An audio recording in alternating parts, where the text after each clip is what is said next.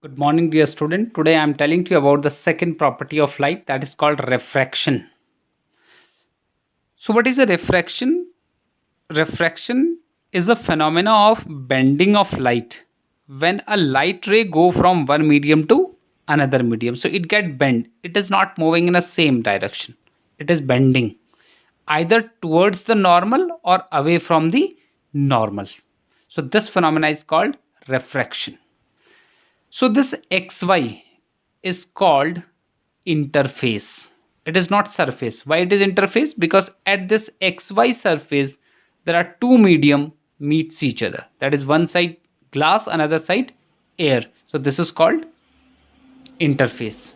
So whenever this is called incident ray AO and OB is called refracted ray, N and dash is called normal. I is called angle of incidence is between incident ray and normal. Angle of refraction is between normal and refracted ray. Understood? So this is all about refraction. So there are also laws of refraction. So what are the laws of refraction? Laws of refraction are same as law of refraction. The incident ray, refracted ray and normal must lie at same place of an interface. Number one. Number two, this is also called the Snell's law, which says the ratio of sine of angle of incidence, this is called angle of incidence, to sine of angle of refraction, sine I upon sine R, is called what? Must remain constant. The ratio of sine I to sine I must remain constant for any given medium. For any given medium. Understood? And this constant is only called refractive index of the medium in which the ray goes with respect to the medium from which the ray comes. So this is called refractive index of medium 2 with respect to medium 1. Sine I upon sine R is equal to refractive index of second medium with respect to first medium. So this I am showing here. This is exactly the second law of refraction. Sine I upon sine R is equal to mu AB. That is mu, it is read as mu. Mu is refractive index of medium 2 with respect to medium 1.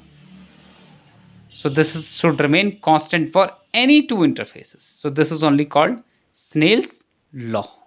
Is this clear? So why does this happens? So this is very important here. So it means whenever light goes from one medium to another medium, so what remains same? The frequency of light remains same. The light of frequency in medium A and medium B remains same while the wavelength is getting change. While the wavelength is getting change. Understood? So wavelength of the color changes. So that's why we can say the refractive index for different color is what? Different. Understood? As a keynote also written, when light travels from air to a medium, the refractive index mu, its wavelength decreases by the factor mu and becomes lambda upon mu while the frequency remain same. So there is no change in its frequency. Is this clear? So that's why the refractive index is also defined as like this of the medium, that is velocity of light in first medium upon velocity of light in second medium, and this is only called the refractive index of second medium with respect to first medium. Understood? So if the first medium is air or vacuum, then this is called absolute refractive index. If the first medium is any other medium, this is called relative refractive index. This is called relative refractive index. Is this clear? So this refractive index is exactly a physical quantity which is telling to you about the optical density of the medium. Which is telling you about the optical density of the medium.